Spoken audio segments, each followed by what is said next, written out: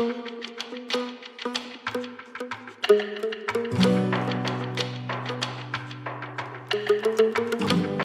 ගොඩාක් දෙනෙක් කැමති ඉක්මනින් සල්ලි හොයන්න. හැබැයි මේ ඉක්මනින් සල්ලි හොයන්න යනකොට අපිට මොන වගේ ප්‍රශ්න වලට මුහුණ දෙන්න වෙයිද කියලා අපි කවුරුවත් දන්නේ නැහැ. මොකද මේ ඉක්මනින් සල්ලි හොයන්න යන්න නම් අපි මේ ගොඩක් වෙහෙස වෙන්න ඕනේ. එහෙම නැත්නම් වෙහෙස වෙන්නේ නැතුව කොහොමද ගොඩක් සල්ලි හොයන්න යන්න ඉක්මනින්? බෑ. එහෙමත් බෑ. ඉතින් මේ හොඳින් හරි නරකින් හරි සල්ලි හොයාගෙන තමන්ගේ බලාපොරොත්තු ගොඩනගා ගන්න තමයි ගොඩක් අය. එහෙම නැත්නම් බලාපොරොත්තු ඉෂ්ට කරගන්න ඉතාමත් ඉක්මනින් ඉෂ්ට කරගන්න තමයි ගොඩක් අය කැමති. ඉතින් මේ වාලම්පුරි ෆිල්ම් එක ගැන කතා කරනකොට මේ වාලම්පුරි ෆිල්ම් එකෙත් ඉන්න කට්ටිය ගොඩක් කැමති මේ නම් බලාපොරොත්තු ඉතාම ඉක්මනින් ඉෂ්ට කරගන්න කැමති. ඉතින් මේ හැමෝම වගේම සමාජයේ කතා කරන අපේ අවට එන්න කට්ටියක් ගැන තමයි මේ වාලම්පුරි කියන ෆිල්ම් එකෙන් කතා වෙන්නේ. ඉතින් මේ වාලම්පුරි ෆිල්ම් එක බලන්න කියලා මම ඔයාලට රෙකමන්ඩ් කරන කාරණාවල් දෙක තුනක් තියෙනවා. ඉතින් ඒකත් එක්ක ප්‍රථම කාරණාව විදිහට මම ඔයාලට කතා කරන්න කැමතියි. වාලම්පුරි කියන ෆිල්ම් එක පැය දෙකමාරක් දුවන ෆිල්ම් එකක්. ඉතින් මේ පැය දෙකමාරම මුල විනාඩියේ ඉඳලා අන්තිම විනාඩිය දක්වාම මිනිසුන් ඇදබද තබා ගැනීමේ හැකියාවක් මේ වාලම්පුරි ෆිල්ම් එකට හම්බෙලා තියෙනවා. එහෙම නැත්නම් ලක්මාල් ධර්මරත්න මහත්මයාගේ අධ්‍යක්ෂණය තුලින් මේ එක ෂොට් එකෙන් ෂොට් එක මිනිසුන්ට කුතුහලයක් එක්කලා මේ ෆිල්ම් එක ඇදබද තබා ගැනීමේ හැකියාවක් ඔවුන් නිර්මාණය කරලා තියෙනවා. මේ චිත්‍රපටයේ රංගපෑමෙන් දායකත්වය දෙන කණ්ඩායම් ගැන කතා කරොත් එහෙම නැත්නම් පුද්ගලයන් ගැන කතා කරොත් ලංකාවේ ඉන්න සුවිශේෂී විශිෂ්ටයන්. ඉතින් එහෙම කියන්න ඕනේ. මොකද මේ වේදිකාවේ ජයගත්ත වේදිකාවේ විශිෂ්ටයෝ ටිකක් තමයි එකතු වෙලා මේ ෆිල්ම් එක නිර්මාණය කරන්නේ. ෆිල්ම් එක ගැන කතා කරන හැමෝටම එක එක චරිත ගැන අරගෙන ගොඩාක් විශ්ලේෂණ දෙන්න පුළුවන් හැකියාවක් තියෙනවා. මොකද ඒ චරිත එකිනෙකට වෙනස්. ඒ වගේම ඒ චරිත ගොඩාක්ම මේ චිත්‍රපටියේ හා බැඳිලා තියෙනවා. හැම චරිතයක්ම බැඳිලා තියෙනවා. එක චරිතයක් අඩු වුණා නම් මේ චිත්‍රපටියේ තියෙන රසයට අඩුවීමක් වෙන්න තිබ්බා. ඉතින් මේ ෆිල්ම් එක මම ගන්නවා මේ රාණි කියන ෆිල්ම් එකත් එක්කලා සංසන්දනය කළා මේ වෙලාවේ. පැය එකමාරක කාලයක් තමයි රාණි කියන ෆිල්ම් එක ඇදුනේ. ඉතින් මම දකින දුර්වලතාවයක් තමයි මේ රාණි කියන ෆිල්ම් එක පැය එකමාර තුල ප්‍රේක්ෂක ජනතාව රඳවා තබා ගැනීමේ හැකියාවක් ලැබුණ නැහැ කියන චෝදනාව මම ඒ ෆිල්ම් එකට එල්ල කරන්න කැමතියි. මොකද මාත් මේ ෆිල්ම් එක බලන්න ගියේ ගොඩක් ආසාවෙන් ලස්සනට. මොකද ට්‍රේලර්ස් ටිකක් තිබ්බන ලස්සන ට්‍රේලර්ස් ටිකක්.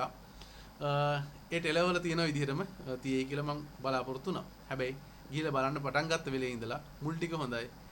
එතනින් එහාට එන කතාව තේරුමක් නැතුව එක අරමුණක නැතුව එහාට මෙහාට එක එක ප්‍රදේශ වලට දිව්ව නිසා මේ ෆිල්ම් එක බලන්න එන ප්‍රේක්ෂකයන්ට කිසිම සාධාරණත්වයක් උනේ නැහැ කියන හැඟීම මගේ හිතේ හැම වෙලෙම තියෙනවා මේ රාණි කියන ෆිල්ම් එකේ. ඉතින් ඒකත් එක්කලා මේ කම්පෙයාර් කරලා බලනකොට වාලම්පුර කියන ෆිල්ම් එක අති විශිෂ්ටයි. මොකද පැය දෙකමාර කාලයක් කියන්නේ සුළුපටු කාර්යයක් නෙමෙයි. ප්‍රේක්ෂක ජනතාව එකට ඇද බැඳ තබා ගන්න කොච්චර හැකියාවක් තියෙන්න ඕනද, කොච්චර දක්ෂතාවයක් තියෙන්න ඕනද ඒ දේ කරගන්න.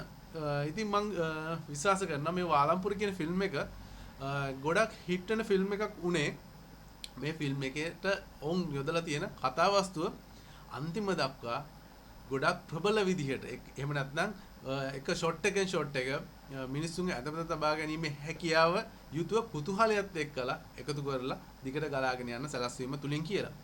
ඉතින් ලක්මාල් ධර්මරත්න මහත්මයාට තමයි මේකට ගොඩක් තෑන්ක් කරන්න ඕනේ. මොකද මේ ඒකයි ස්ක්‍රිප්ට් රයිටර් කර මහත්මයා මට හොයාගෙන ලියා ගන්න අමතක වුණා නම ඔහුගේ මේ. ඉතින් ලක්මාල් ධර්මරත්න මහත්මයා මේ ෆිල්ම් එක ෂොට් එකෙන් ෂොට් එක ගානට ලස්සනට ගැට ගහලා මිනිසුන්ගේ හිත කියවන්න පුළුවන් විදියට මේක නිර්මාණය කරලා තියෙනවා කියලා මම කියන්න කැමතියි. ඇත්තටම මේ ෆිල්ම් එක බලනකොට මට මතක් වුණේ මේ අවුරුදු ගානකට කලින් නොම්බර 17 මමයි රජා ඔයගේ ෆිල්ම් බලපු මට මේ මෑත කාලේනව ඔයගේ පැය දෙකමාරක් තුර ඇදගෙන යන්න පුළුවන් ලස්සන ෆිල්ම් එකක් හම්බ වෙන එක ගැන ගොඩක් හැපි එකක් තියෙනවා. ඉතින් ඒක නිසා තමයි මම අද වීඩියෝ කරන්න බලාපොරොත්තු වෙන්නේ. මොකද මේ මම කලින් බලපු රාණි ෆිල්ම් එක මගේ හිතට සැටිස්ෆුන්නේ නැහැ. ඒත් මම සිංගල් ෆිල්ම් බලන එක අත නොහැර මේ ෆිල්ම් එකත් බලන්න ගියා. ඉතින් මේ ෆිල්ම් එකේදී මම කියන්න සතුටුයි මගේ හිතට මම වියදම් කරපු ඒ මුදල එහෙම නැත්නම් ටිකට් එක ගත්ත ඒ මුදලට හරි සාධාරණත්වයක් ඉෂ්ට වුණා කියලා සතුටක් මගේ හිතේ තියෙනවා. ඒක නිසා තමයි මම රෙකමන්ඩ් කරන්නේ අපේ YouTube channel එක නරඹන අපේ ප්‍රේක්ෂක ජනතාවටත් මම රෙකමන්ඩ් කරන්නේ ඒකයි.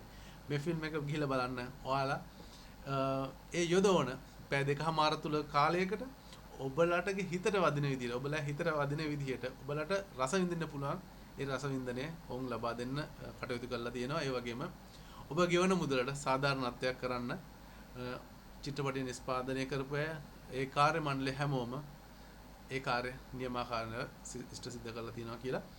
ඉතින් ගිහිල්ලා යන සුබ දවසක්. TV0 YouTube channel එක subscribe කරලා නැත්නම් දැම්ම subscribe කරන්න.